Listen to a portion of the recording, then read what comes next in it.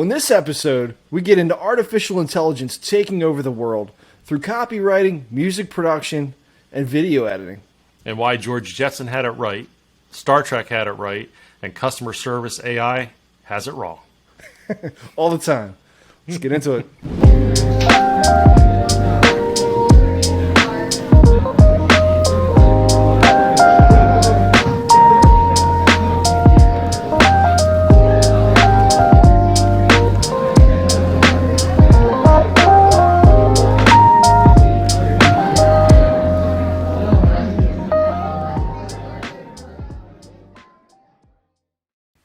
Hey everybody, welcome to another episode of Random Convos Over Coffee Podcast. I'm Shaun Burkowski. Now I'm Philip McCullough. Welcome today. Welcome. Today we're going to jump into the wonderful topic of artificial intelligence and some of the benefits and some of the interesting, crazy stuff about it. Oh yeah, Skynet is watching, Phil, so you gotta, the Always. Matrix will claim you. So, hey, as long as we find our way to Zion, we're good to go. Right. Well, guys, listen, we're not going to go above our pay grade here, so we're not going to be talking about gene editing and DNA splicing or any of that craziness.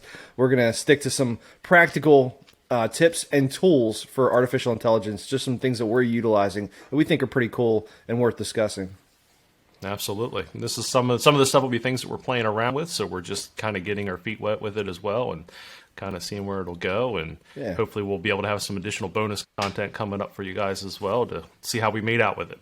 So we're going to break this down into a few different sections. So I've got artificial intelligence in music, artificial intelligence in video, artificial intelligence in copywriting, which is pretty cool, and then also customer service, and we'll get into a little bit about the assistants, Siri, Alexa, Bixby, all those kind of guys and gals. All right, so jump into music, Shaun. Why don't you take that one away? Sure. So, Phil, I was actually playing around with this really cool tool the other day, and it's I'm going to murder the name of this thing. It's lalal. I think that's what you call it. It's lalal.ai. Guys, you got to fix this name. This is the worst name of an application I've ever heard in my life. Like, I can't even pronounce this one. I want to promote you guys, and I can't even do that. That's how bad this is. I think it's lalal.ai. We'll link it in the description or something. You guys can check it out. But anyway, really, really cool tool, Phil. It's a online artificial intelligence that will separate out your music tracks. So if you have a song and you want to get the instrumental version of that song, say you're a DJ and you want to remix a song and you just need the vocal, the acapella. When I was a kid, I would go down to Sam Goody and go buy the single on CD or cassette tape where you had the instrumental version and the acapella on the cassette. And so if you wanted to record it, you could do that. Fast forward a long time from then, those opportunities for doing that are only restricted to folks who are in the music industry, right? Not anymore. Mm-hmm. So now you can take whatever your favorite track is and upload it into this application online, and the artificial intelligence will actually separate out the drum track, the guitar track, the vocal track, or the entire instrumental and the entire vocals. Nice. You can break it down to, like, if you just want the clarinet, if you more cowbell, if you want to break it down to we need more cowbell. There you go, more cowbell. It's a Saturday Night Live skit, kids. You wouldn't get it. But yes, you could break it down to a very specific instrument. It's pretty cool, man, and it actually works fairly well. Let's be realistic here. I mean, if you want the guitar track, from a Beatles song, and you want everything else separated out, you just want that guitar track. It's serviceable, but it's certainly not clean, and you're kind of asking too much if you really want it to be that. The only way to get that full clean track is to get the original masters and be able to turn everything else off and just isolate that one track. But it does a really good job, man. I was very, very impressed. I uploaded a hip hop track and I just wanted to hear what the drum kit sounded like, and you could just isolate the drum kit. You could isolate the synth, or you can isolate the acapella. So if you're a DJ who wants to do a remix of a song and the acapella is not available, you can upload the track and would basically isolate out the acapella. You could download the acapella and utilize it in your remix, and it was pretty cool. I did a very, very good job. I was very impressed. Nice. Nice. Of course, make sure you get copyrights for all the music that Sure. you're using when you're out there pulling people's stuff apart and using it in your works. Yeah. But no, absolutely pretty cool. I remember back in the day when we were doing stuff with audio, and most of the time you would just pull deadpan center out of the mix, and a lot of times that would get rid of your lead vocals, so you could do karaoke tracks, things like that. But you would lose things like guitar lead, solos, anything that was pan center. And you'd have to find a way to kind of drop that stuff back in. So it definitely had its challenges. This is so much cleaner, so much better. It is. And to that reference, we should probably say the legal warning: don't abuse copyrighted materials. If make sure you have the proper licensing and all that good stuff. Speaking of licensing, there's another tool that I was playing around with. It's called sounddraw.io, and it's an AI generated music production tool, which you have some experience. So I think we talked about this a while ago. Yeah. Where if you just need a piece of royalty-free, copyright-free music for, let's say you need a 10-second clip, or a minute and 30 seconds, or 3 minutes, or whatever, you can be as specific as the time frame that you need to fill. Then you can pick your genre, so hip-hop or ambient. You can pick moods like chill or hype. You can pick your tempo. You can be very specific. I need 85 beats per minute or 105 beats per minute. You can say I want synths, I want drum kit, I want voices, I want, whatever. You can pick instrumentation, and then you hit generate, and the software will actually the artificial intelligence will generate a music track that you can then download and use. And matter of fact, it doesn't just do one. It gives you several different options that you can listen through, find the one that you like, and download it or save it to your collection. And it's all copyright free, and it's fairly decent. I wouldn't say it's commercial. It's I wouldn't use it to go publish my own album off of it, or anything like that. But if you're using something for like a TikTok clip, or something for background on YouTube, it's serviceable.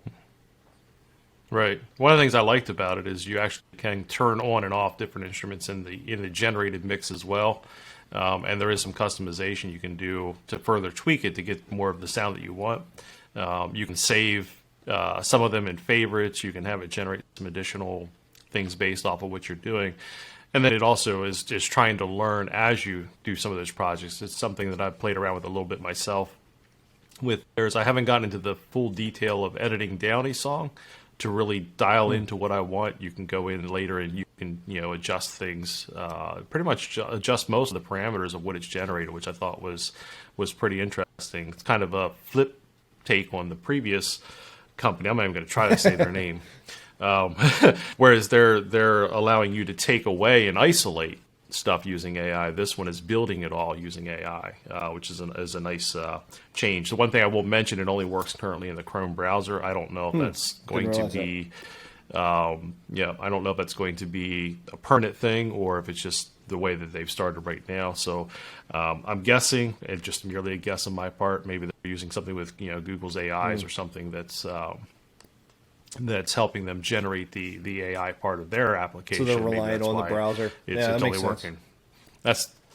So that was my take on it. But yeah, I did come across that when I was testing it out early that it would only run in the there's a bunch of services like that. I was just looking and it seems like there's a ton of them that'll auto generate the music. Again, they're serviceable for side uses and they're not terrible. I mean they're actually pretty good. Right.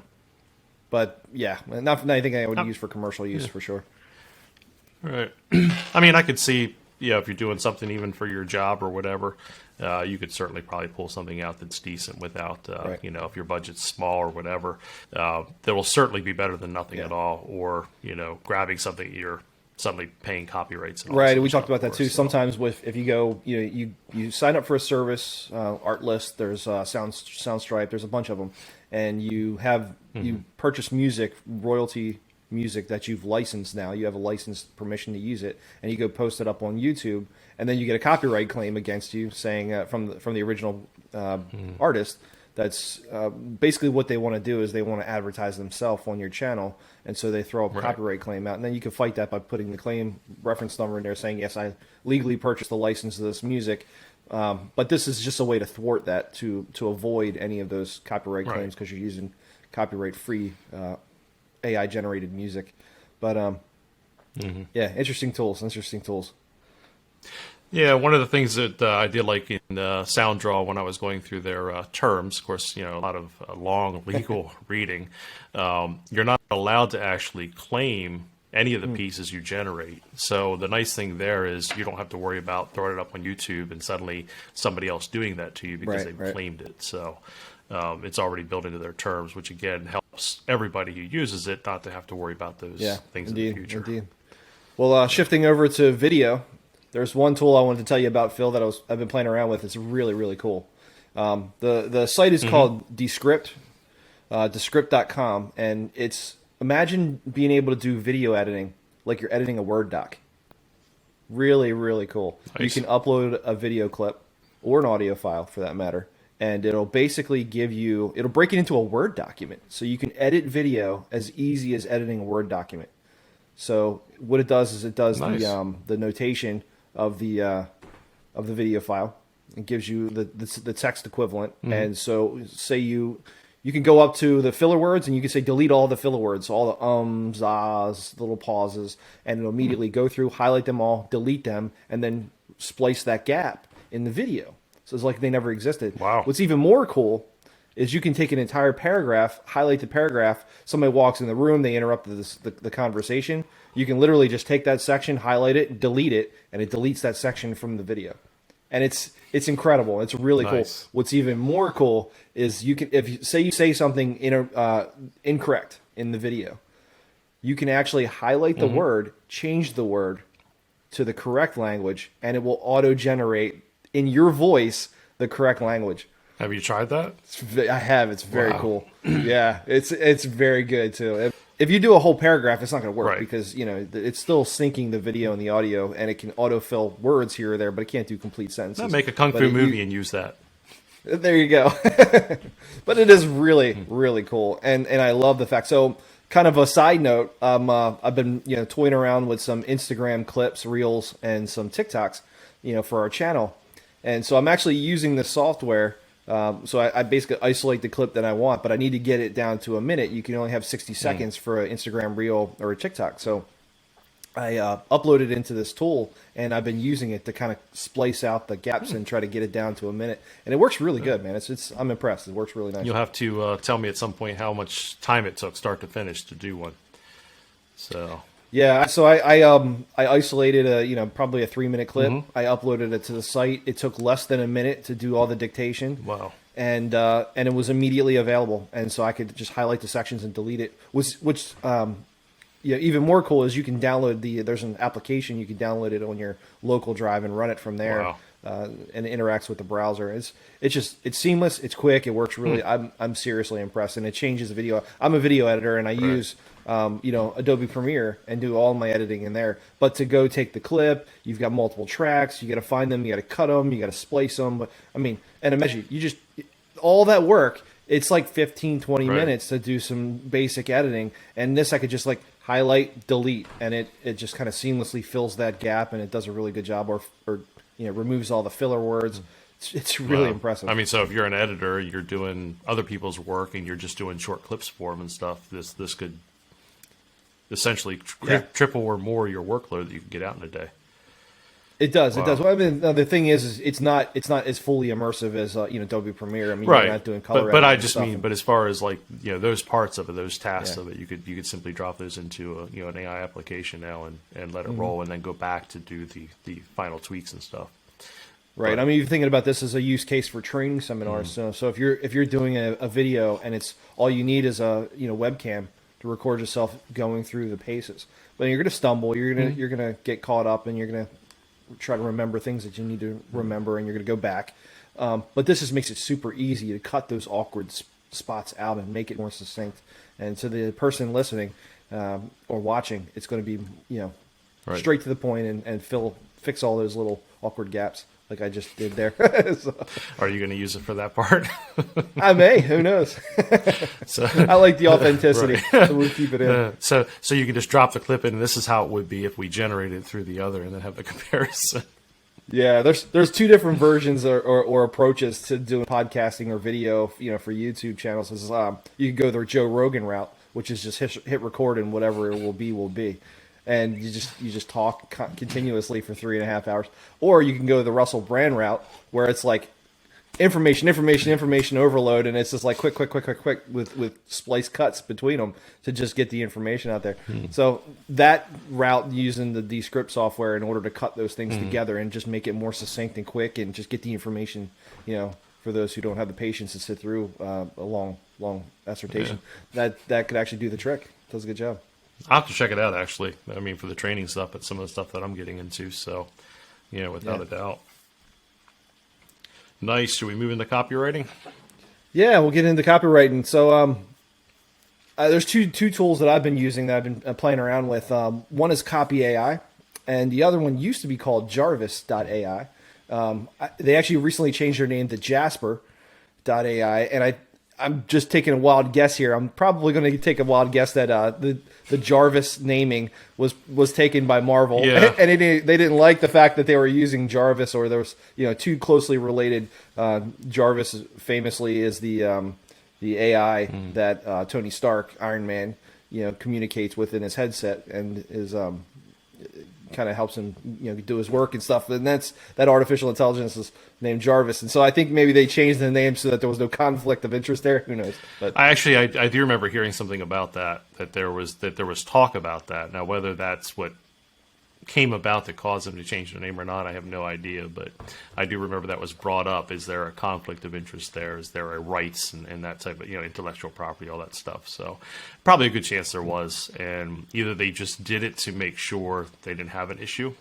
Obviously, they're gaining popularity as far as the copywriting. They've got to be the biggest one that I keep hearing about when it comes to copyright AI. So there's probably a good chance they just said, hey, we're getting notoriety. We probably should either just pull the trigger now and do it, or if they got pressured to do it, one or the other. But yeah. But either way, they're a really cool tool. Yeah. So she'll probably break down what they are exactly. Yeah. Jasper. I know the rest of the episode we're all going to call it Jarvis. So yeah. The Jasper, it's basically enables you to. So there's a great video, by the way, on their website, kind of explains what they are, and they do an amazing job. I've seen some really poor product description videos. That's actually one of the best ones that I've ever seen. And they basically describe it like this. It's Jasper is an AI assistant you can talk to and give commands like, hey, Jasper, write a paragraph about aliens in the tone of Joe Rogan, and it'll do it for you. That's really cool. And it does. It actually does. You can do just that. You can tell it the tone of the character. So it's read about, according to their information, it's read about, their artificial intelligence has read about 10% of the internet. And so basically they are trying to become an authority on subject matters. So you can basically describe a subject and say you want to describe the subject in the tone of this person, and it will auto-generate copy for you to do tasks like create social media posts, blog posts, email newsletters, marketing copy for advertisements, website product descriptions, you name it. They use the artificial intelligence to create those things. Now, I will say it does a pretty good job, but it's, for me as a marketer, I don't like. There's some things that take nuances and personal touches that an AI just can't do yet. No. It's getting there, and it's getting really close. And for ambiguous stuff, it does a good job. But if you're in a specific niche that has certain nuances to describe, you really can't do that yet. But it's getting really. And close. I think the people that are using this, especially Jasper being, we're going to do that the whole time. Jasper being the most popular one, and the ones that I hear people that are making money using it, copyright AI. Typically, they keep Copy.ai. Thank you. Yeah, a copywriter, an AI copywriter. Sorry. The ones that are using one, typically the one that I see them using most when they're getting paid through the process of it, whatever they're generating, is the Jasper one over all the other ones. But each and every one of them that is successful with it still goes in and tweaks the copy. They still go in and update it to whatever it is they're doing. It gets them really close, either for an outline or to get the topic covered well. And from there, it's fixing mistakes. It's, as you said, putting it in your voice, in your context. You certainly don't want to take AI-generated content and just throw it out there as it's yours, because you do want to make it yours. That's what's going to make it real to people. If it's just totally AI-generated, it's eventually still going to sound like that. Right. Yeah, and the Jasper team in part of the video says that they actually worked with marketers to create immersive content that sparks, emotions. A good marketing content it sparks emotions in you. It identifies with senses, so sight, smell, hearing, sound. Those things really kind of help bring you into an experience when you're reading copy that you can relate to, and that's what makes effective copy writing. And so they've worked with marketing teams to help generate copy that does those things. And again, they do a good job, but you can't take it and run. I mean, Right. I wouldn't go write an entire email or a blog post, based off of audio generated. But I'll tell you what it does do a good job of is getting the ball rolling. So if you are staring at a blank page trying to figure out how you're going to describe something, you can basically go into the website and you can write your copy, write a line or two about the product or the subject or whatever the topic that you're trying to discuss. Hit generate, and it'll give you a couple paragraphs of copy that you can read. That you go, that's an interesting insight, and you can kind of go down that path and change it and make it your own and get the ball rolling. That's pretty good. And I think some of the ones I've looked at will actually continue to generate content based off of your changes. They adapt a little bit to it, so you can tweak what you like. You go back in and say, okay, generate more copy. It reviews that, adds to it, and again, as you tweak it, it gets it closer and closer. And I have to agree. I mean, if you're a writer and you have writer's block, it's still a great way to kind of get things moving. If you write content for a living, again, you get stuck. It's a great way to get things moving, and then simply go in there and tweak it, make it your own, and get it out the door. As I was looking at that the Jasper site, there is actually a way that you can download the artificial intelligence on your computer and run it at all times. Did you know that? Sorry, you caught me trying to pour some more ignore me? coffee. I need my coffee. Okay, and my mic should be back on now. I had turned my mic off too, so that you don't hear the pour. Oh, no worries. And then you're like, you asked me a question. I'm thinking of all the times you asked me a question. It had to be that. Had to be that. Anyway, back to what you were saying, and then go into your question. All right. So one of the things that I saw was pretty cool with Jasper is you can actually download the artificial intelligence as a assistant on your computer and run in all applications, which is pretty cool. So you could be in Photoshop, you can be in InDesign, you can be in Adobe Premiere, you could be in whatever application, you can be in Google Docs or writing an email, and you can have the artificial intelligence. You can summon it and then tell it to write copy for you, and it will do that immediately in any application because it's running in the background on your system, which is pretty cool. Neat. So a lot of these you have to go to the site, right? You got to go to the site to utilize the software, but this you can actually download it and have it running with you at all times. And I think they call it boss mode. Oh, I've seen boss mode, which I wasn't sure. I was watching a couple reviews on it, and I wasn't sure if that was more like I specifically know what I want to write, and you're diving in, or if it was something else. But I that's pretty neat. Yeah, so. I'm no expert on it, but I was just watching it, and it was pretty cool. Like I said, I have used Jarvis or Jasper a little bit, and honestly, copy.ai is really good too. That used to be something else. It was called something else, and they changed the name. But I used it when it's in its earlier adoption, and it was cool. It was cool. Again, I'm not going to use it for commercial purposes, but it does help to get the ball rolling, just to get the thought process going. I mean, the two that I've played around with a little bit. One is called Word Hero, wordhero.co, and the other one is Writer, which is writer.me. And both of those use... It's like a weird spelling. Yeah, of that, it's isn't it? R-Y-T-R, yes, R-Y-T-R.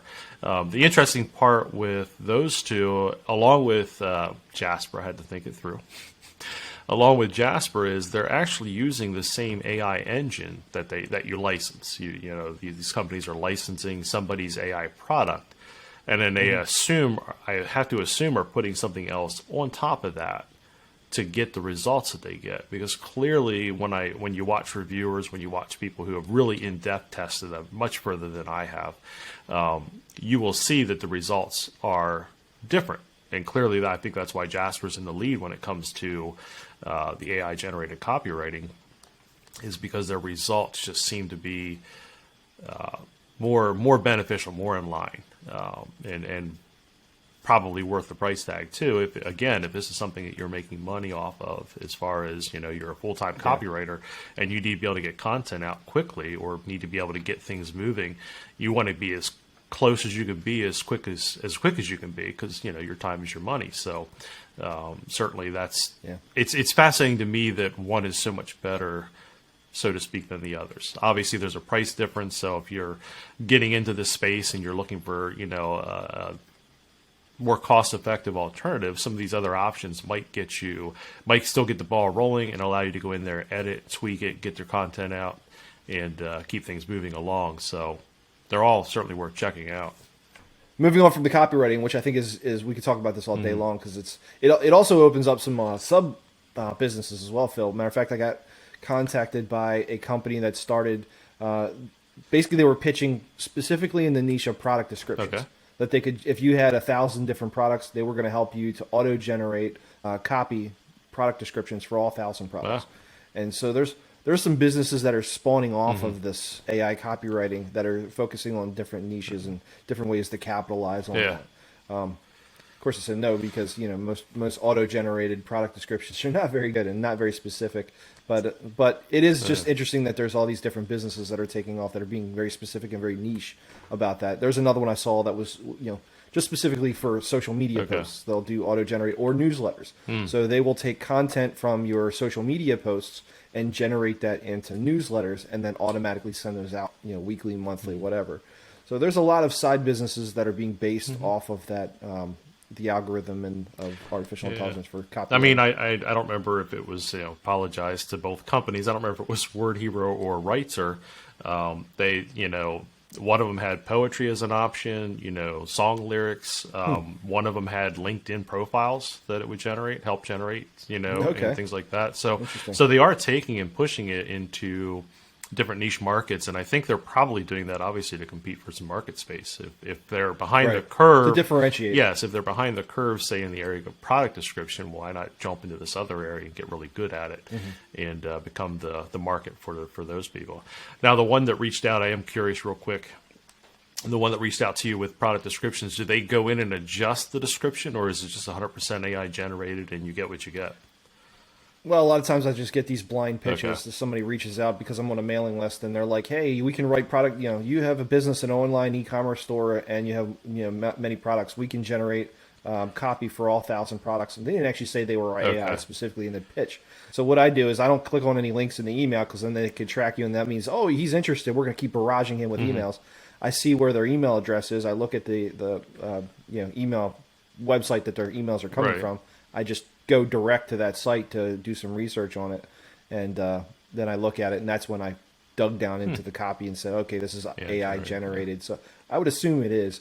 And they're probably using one of these tools and just basically they're paying the $40 a month fee, but they're generating and charging you $250 so they can make a markup on utilizing other people's tools for a specific niche, or maybe they have their own. Who knows? But it was just a side thought of that. There's different businesses that are being spun off as a result of the AI copyright. Yeah, I mean, I'm sure we're going to see a lot of AI-based businesses spin off where AI is working in the background. So for sure. Yeah, as a matter of fact, going back to the music tool that I was mentioning, they have a horrible name and probably will not get widely adopted because of that. But what they do offer is the ability to utilize their software for your service. So say you make a something related to music that you need to have the track separated for. You could utilize their service through their API and have it, kind of whitelisted into your website or into your service. So like an agency model. Exactly. They kind of hide behind the scenes and they'll just basically license their technology to you as a provider of something else. So maybe you're doing video production and you want to have music put in, but then you want to be able to augment different things. That drop the drone track and just have instruments in certain parts.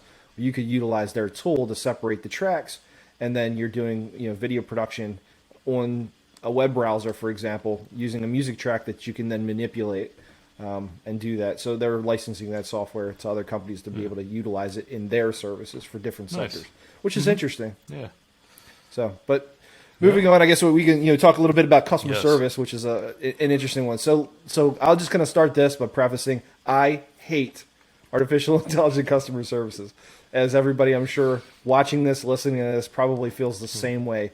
I've yet, as far as we've come with artificial intelligence and some of the things that we talked about, how amazing it is, I'm still surprised at how bad automated customer service is with the AI. And I'm floored with it. It's just, I've yet to see an example. And if there's somebody on this that's watching or listening, send me something if you can find something that's actually halfway decent. Most of the ones that I've seen are trained artificial intelligent responses. So if you're on a website and you go to the chat bot and you ask a question, it basically goes into a query that says, okay, if this question is asked, reply with this response. And so there's a whole chain of those Q&As. This is the question, here's the response. And so the automated system on the websites is basically related to that. So you ask the question, it goes to the query, it finds the query, it gives you the canned response. There's not really a lot of artificial intelligence involved there to actually, it's like you're speaking to a human being. And then if they can't find the answers, then they escalate you to speaking with a human being. But whether it's a chat bot on a website or it's a phone conversation where you call in to pay your credit card bill, and they're terrible. They're just absolutely terrible. I've yet to see a good one. And I will add to that too. I mean, unless your issue is something very basic, I absolutely find that they just waste my time.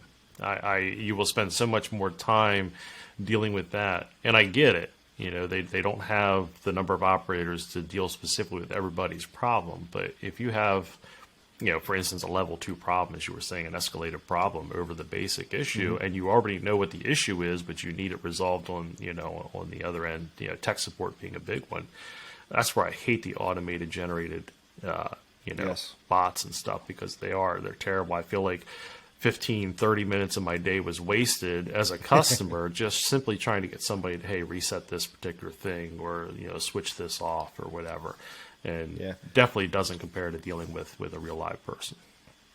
Are you like me? You just keep hitting the 0 button for the operator? I have done that until they get you through to a human being. I have done that, yeah, many times. I like the ones that will not let you do that. And there's please refer to the reference. Please refer to the reference menu. That's when you just hang up and say, I'm done. No, it's a lot of it is garbage in, garbage out too. If people are able to create those queries, enough of those query responses. So, hey, I'm having difficulty accessing my email, or resetting my password. Those are simple things that they can spit out a reply that's going to probably get you what you need. It's usually a link to an article that tells you a how-to of how to do something. I can't find my tracking information from my order. Different things like that. Those are easy to respond. But if you're having a specific question, which I don't know, maybe I'm just one of the lucky few who always has a specific question. They're never useful to me. Yeah. I'm floored that there hasn't been. Now there is some that I've seen that actually will look like a human being. So if you're actually talking to an artificial intelligence, character will come up on the screen. It's computer generated, but it looks like you're talking to a human being, almost like you're FaceTiming with them, and you can just ask a question directly through your voice, and it'll capture that and give you a response back. But even those are terrible. And it comes down to what your issue is. If you have, it almost needs to be faster on when it sends you to a different level of support. If you have a basic question, if it could discover the difference between this is something I can quickly go out and execute, I can solve this customer's problem and get them on their way, and I can do it all without actually human interaction, then great. But if it's something where the question is a response is guessing and guessing and guessing. I'm guessing this is your problem. I'm guessing this is your problem. And each time you're going, no, that's not my problem. No, that's not my. Those are the ones that frustrate me. If I'm repeating no 5 or 6 times, your AI should have already said, hey, this needs to escalate, and I need to stop wasting this customer's time. They're going to get frustrated. They're going to go somewhere else. If there is options out there, some services there aren't a whole lot of options out there, and you're kind of stuck. But it just depends. But yeah, I have to agree. Simple things, they're actually getting so much better for simpler things. Because like you said, they do respond more like a human and things like that. It gives a nice personal touch for basic things. Hey, I can't reset my password. I can't access my email. Your simple stuff. Can I find my tracking number? But yeah, it's a shame. It's a shame they haven't gotten better at it. But yeah, I digress. Yep. I'm going to throw one more in the mix here. I came across Sure. one called adcreative.ai. It is a AI generated ad where you can actually go in and set up your brand and start creating your own ads for your company, your products or services or whatever it is using AI That's and it. pushing That's them. it. The computers are Yep. coming from my job, Phil. What the Well, heck? that's why I wanted to throw it out there. So I actually subscribed to this one to try it out. I haven't had Yeah, a this chance is to terrible. I haven't had a chance to actually compare it yet. And I'm not an ad Gotcha. guy like you are, so Yeah. I Look, will. if it's anything like Canva or Canva or any of these other ones out there where they're just canned designs that you're downloading a Yeah. template and you're changing it, that you change the font or the background color and take a stock image and slap it in. I mean that's I have no respect for that kind of stuff because it's cool for people who don't have the artistic ability to do their Right. own creative, and they just need something simple for Instagram or whatever. It's fine. I'm not knocking it, but man, as a creative professional, I hate those things because you can tell instantly. It's like the Wix websites or like those ones that are like just canned websites that people use, and it's like, why do you have like a 300 DPI photograph that's embedded in this website that takes me 3 minutes for it to load? It's like, you clearly don't know what you're doing. Just stuff like that, or they just all look the same as a canned design. It just drives me crazy. You designers. I hear about it all day long from designers with with print and things like that. And now these guys don't know what they're doing. Well, of course not, because software and access has made it easy for anybody to create nowadays, get something out. And I'll be honest. If your business model is to earn a profit so you can stay in business and continue to solve problems for your customers and clients, then whatever tools help you accomplish that, fantastic.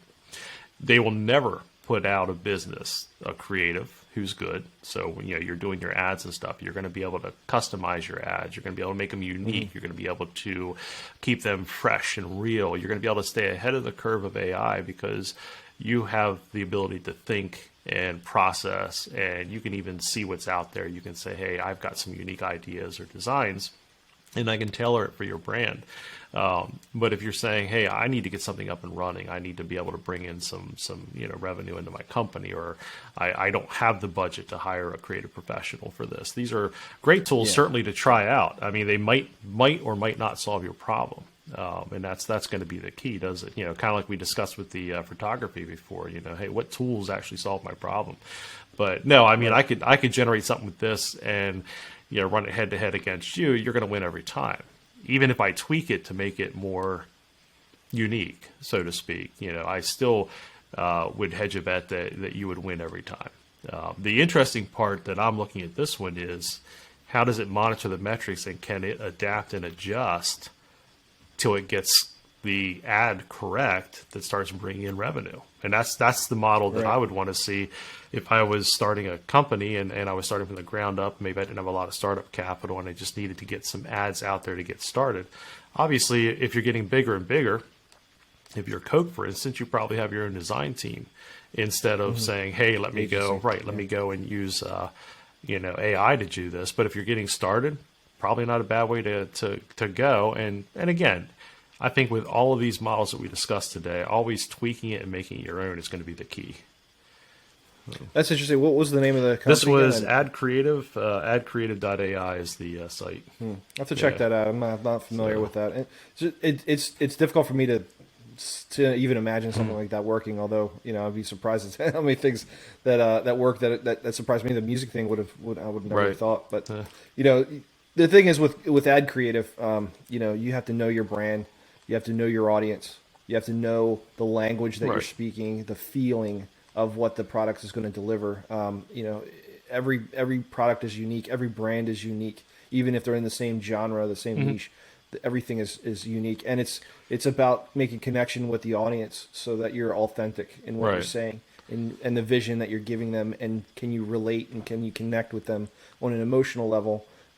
yeah, not to get too artsy fartsy, but yeah, there's a lot to it. It's a lot more to it than just hitting a button. And like the music, we talked about the auto generated music. Yeah, it's great for a background of a YouTube video or Instagram reel, TikTok, whatever. You just need a background sound or something like that. But I'm not going to go making an album. There's a difference between Pharrell Williams or some artists that are out in the music industry that are creating albums and John Legend or whatever, who are creating music and writing these full music compositions that you listen to and go, it's really good, versus somebody who's just auto generating a song on a website and then throwing it out there. Which there is a big difference. It'll get the ball rolling, but it's not anything you want to use on a commercial basis. And that's not SoundDraw's model. When you talk about theirs building out the song, when you read the terms, it's not even allowed. You can't go and publish the song as your own. Right. Their model, I think, is specifically for content. I need background music for content. I need background music for this particular piece, and I need to tailor it quickly to something like this. I'm not a musician. I'm not an artist. I can't afford to spend hours trying to find a song that fits the timing and everything of my piece. I think that's been their specific model. What I was trying to get at is there's just a difference between a profession, without a doubt, a professional who does this for a living, who's trained for years and years and years to get to a certain point, versus something that's just computer generated to just quickly get the job done or get the ball rolling. You do get what you pay for, without a doubt. There you go. I mean, and that's it. If you want, if you know what you want, projects you and I have worked on together, you know what you want out of the gate. When you bring me in on a project, my job is to solve the problems you run into. Nothing more. You already know what you're trying to accomplish. It's just, how do I help you accomplish that? So at the end of the day, you've got exactly what you want. Whether you create it, whether you ultimately shoot it, record it, whatever. At the end of the day, I'm there to solve problems, and I think that's any professional, creative, whatever. Their job is to solve the problems of the client and get them what they want. And the nice thing there is. How fast is that? I've got the person right there. I'm working right directly with them. They're modifying and they're adjusting it. I'm not tweaking anything. If I'm the customer, they are. I'm just simply getting in there and saying, "Hey, this is what I need," and the professional is creating it for me. So, yeah, so we can kind of break into this last section here. We can just kind of touch base on it quickly. Basically, breaking down assistants. So your artificial intelligent assistants like Siri, Alexa, Bixby, and so on. There's a bunch of them that are out there, and there's different variations, but they all kind of do the same thing. It's kind of like that customer service query. You give it a string or a question, a cue, and it gives you the answer. That's essentially what they do. If you ask one of those artificial intelligent assistants a question, they're going to go out and say you're looking for a location. You want to know where the closest Chipotle is or whatever. It's gonna be able to go to Google search or go to the search mechanism, find out where that location is, and then show you on the maps and then tell you, hey, do you want to go there? Yes, go ahead and proceed. And it gives you the directions and feeds you the information to do turn by turn to get there.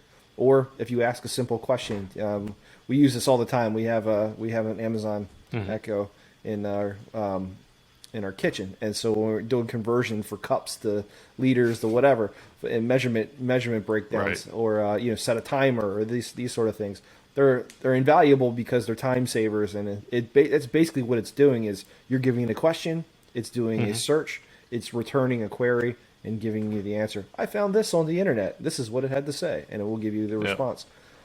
Sometimes it works, sometimes it doesn't. It's hit or miss, but it is useful to have those artificial assistants. I played with the Google. I built through a Raspberry Pi and a kit that was put out years ago with my kids, and I put it together and loaded it on the Google Voice API. Nice. And I was doing some work at one of my clients, and they were sitting there just querying this thing for like hours, and just listening in the background. And I was curious because, again, it was just pulling the direct API in. And like I said, this is probably 2-3 years ago now. And it actually did a really good job. It was interesting. So yeah, they do a fairly serviceable job. I can't imagine where we were back in the day. When you needed to find something and you had to go to the library to look it up. And now you could just ask Google. Now you could just ask your phone if you have an Android or Siri or whatever. But you can ask those questions and it'll query the internet and give you a response. Usually like probably one of the topical responses but it's all garbage in, garbage out, right? So that's people do queries for this information, and the best content surfaces to the top using the algorithms through Google or whatever Apple's using, and the various artificial intelligent algorithms that are finding the best questions and answer mixes and matches and pulling those to the top. That all helps those artificial intelligent assistants to give you the answers that you're looking for when you ask it a question. And they're getting better and better every year, and it's pretty cool. So I'm going to throw in an interesting use case I came across a couple of years ago. I was on a seminar with Microsoft, and they were demoing something they were working on for blind people. We talk about the glasses in the past, and of course the headsets and stuff, and these voice things. And it was very fascinating. They actually had somebody who was blind on their team, and they were showing this guy who was blind. He had his special glasses on, and he was walking down the street, and it's monitoring all of the things going on around him, including somebody was throwing a Frisbee, and it was giving not just directions, say, to your left. It was describing the scene for him, giving him an approximation of where the location was, and things like that, and giving real-time feedback. And it was very interesting. And of course, it was being generated through their AI servers and stuff like that. It was being done in real-time, cellular connection, I'm assuming.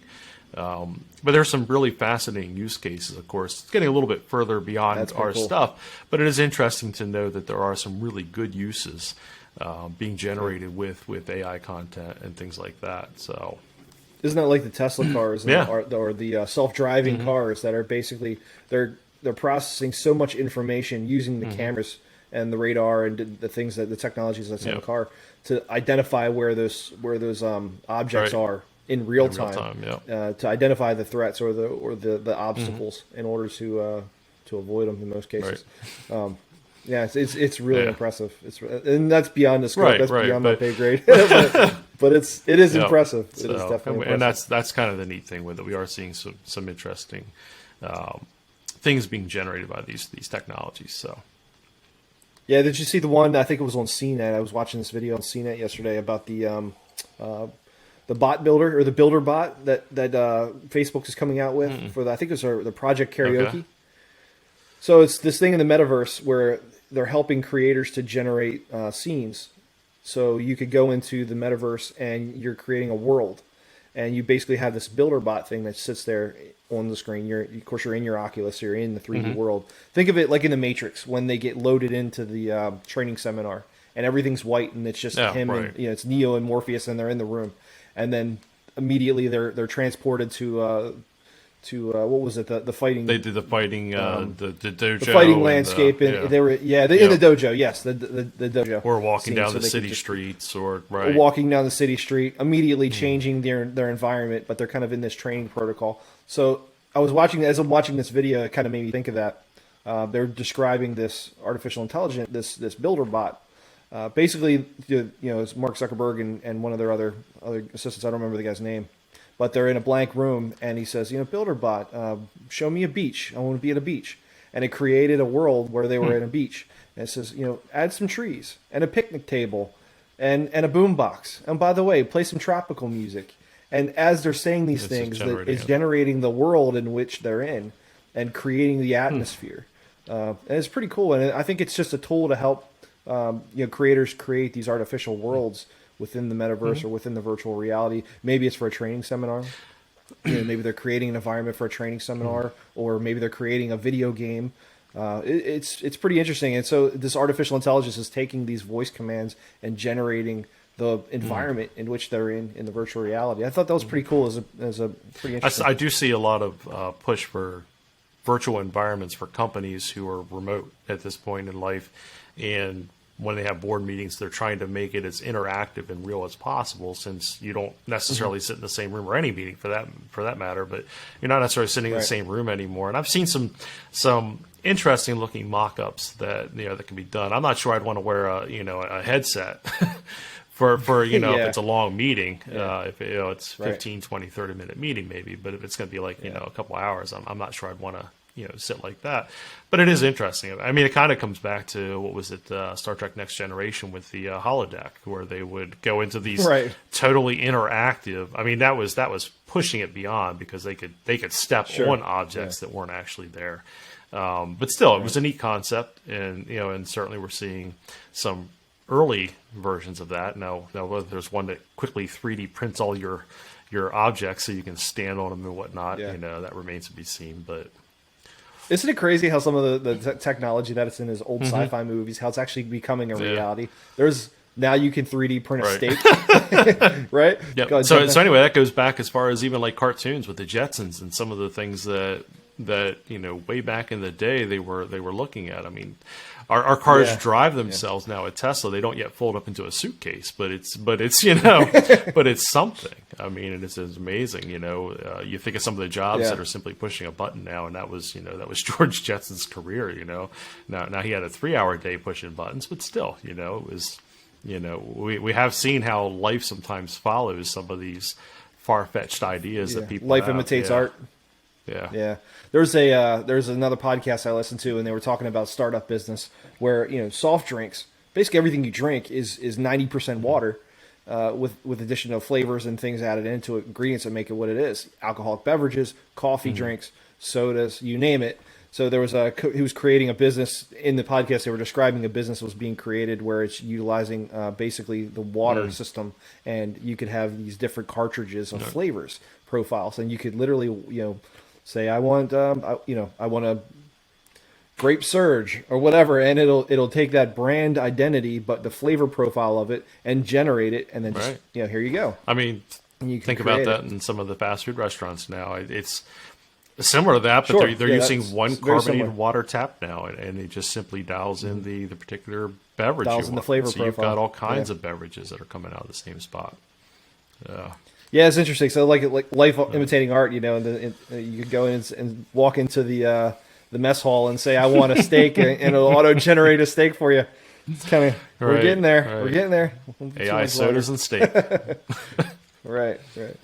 That's an episode for another time. Well, you did bring into this one the metaverse, so I was, I did. We're going to do a whole VR. We're going to do a VR episode because there's some really cool use cases. I was just talking to somebody the other day, one of the family members, about they're doing training with I forget what it is. They're doing HVAC potentially, and so they could put on a headset and they could take an entire unit apart and see all the mechanisms and figure out how to fix it if there's ever an issue with it or it goes down. Being able to maintenance. Different mechanics, and being able to basically blow apart the device and see all the elements and identify what's actually wrong with it, but do it all within virtual reality as a training capacity. And I was like, yeah, that's pretty cool. I've seen other things like that. Auto mechanics, exactly.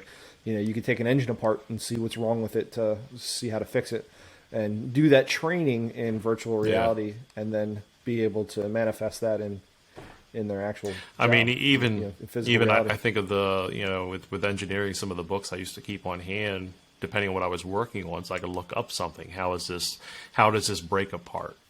And think about that in a manufacturing environment where if you can just go into an AI or a VR setup and actually be able to see the exploded view, rotate it around any axis, and be able to see how it should assemble, how much help that'll be in the future with people who work on stuff like that, for sure.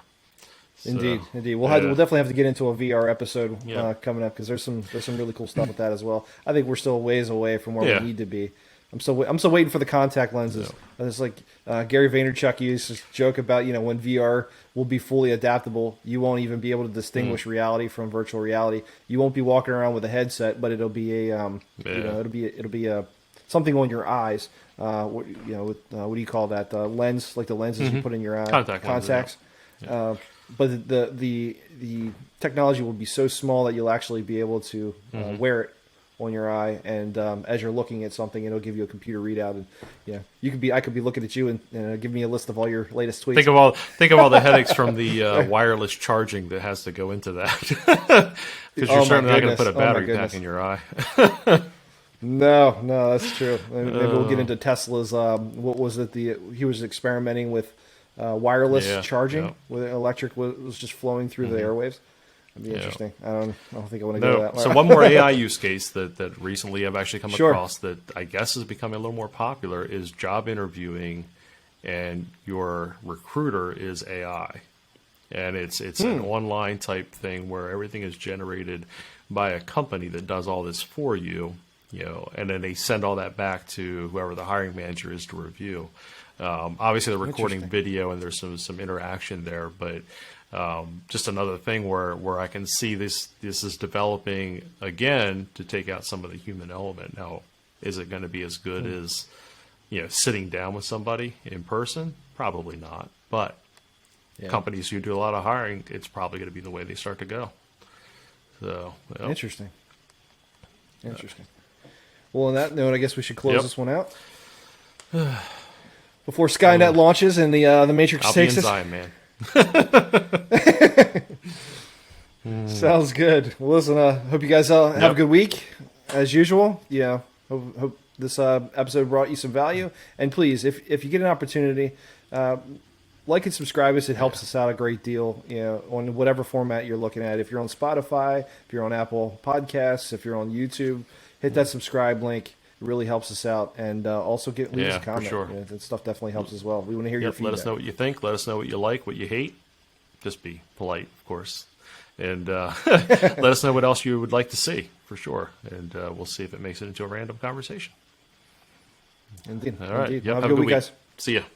Until next time.